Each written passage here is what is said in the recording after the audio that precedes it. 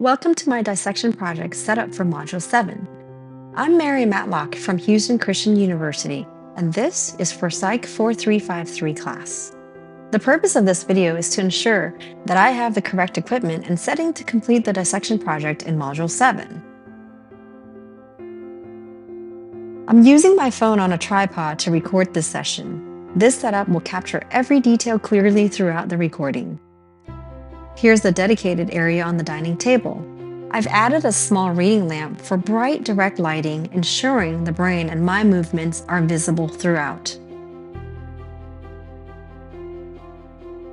Within the dissection kit purchased from Carolina.com, according to our syllabus requirements, I'll be using a scalpel, scissors, probes, or pins. The scalpel and scissors will be my primary tools for dissecting the sheep brain, while the probes or pins will help navigate and highlight structures as I discuss them in the video. For a smooth and tidy process, I have a large baking sheet, a mask, non-latex gloves, disposable Tupperware, labels, markers, and paper towels.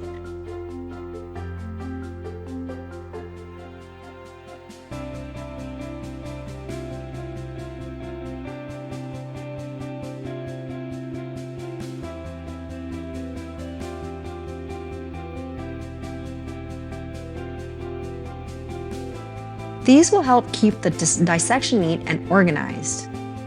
As I prepare for my dissection, here are some questions for our professor pertaining to the dissection kit, the sheep's brain, and the dissection itself.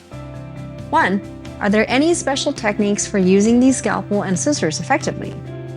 2. What's the best way to start the dissection process? And 3. How can we ensure we're cutting and examining the brain correctly? And 4, what should we do if we encounter any problems or difficulties during the dissection?